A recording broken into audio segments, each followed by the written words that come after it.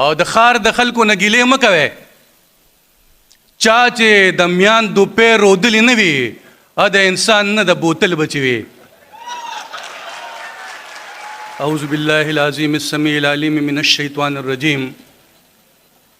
بسم الله الرحمن الرحیم.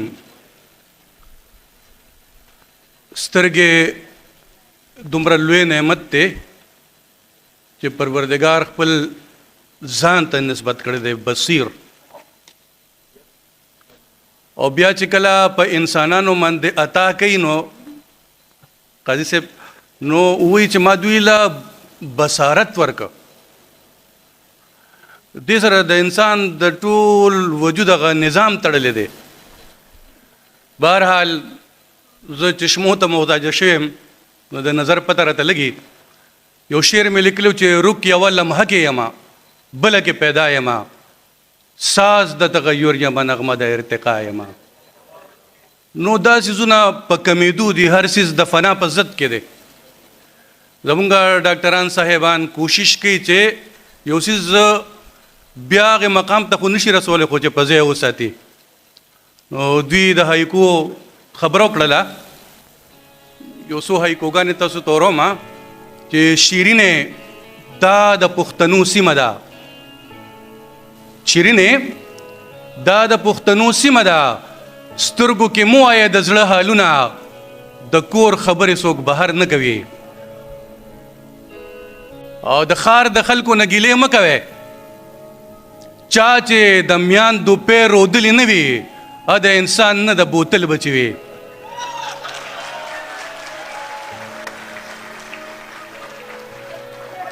د ښار د خلکو نه ګیلې مه کوئ. چا چې د میاندو پیر رودلي نه وي د انسان نه د بوتل بچي وي. ما ورته وی راځه چې مینه وکړو. پنډې په سر که د خشاک ویلې ته د مړې ګېډې خبرې کوې.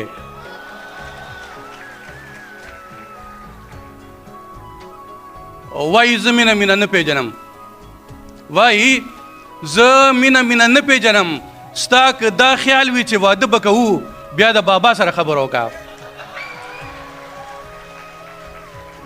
سترګو په حوالې سره کلام دی چې سترګو کې مسکې شي غلی ودرېږي روانه شي.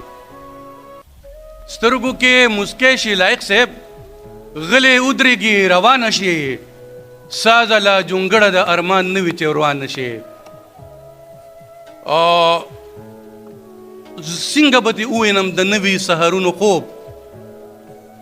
څنګه به دې ووینم د نوي سهارونو خوب.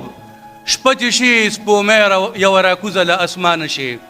شپه چې شي سپومۍ یوه راکوزه له اسمانه شي. سترګو کې خاندي ویښه شوې په کجل کې شپه ده. سترګو کې خاندي ویښه شوې په کجل کې شپه ده.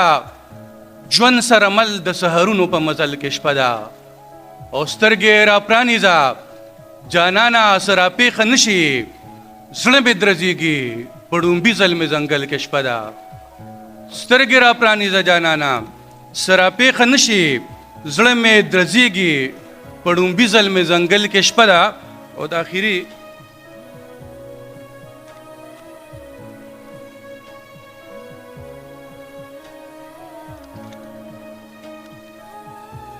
داس یو قطعه به تاسو ته ووایم.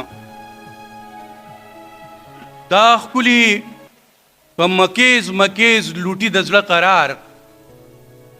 توبه توبه چاپېره نظرونه ګرځوي. او کافي ده د جانان د سترګو دا پیژنګلو په یو نظر کې واړه جهانونه ګرځوي. ډېره مننه کوم.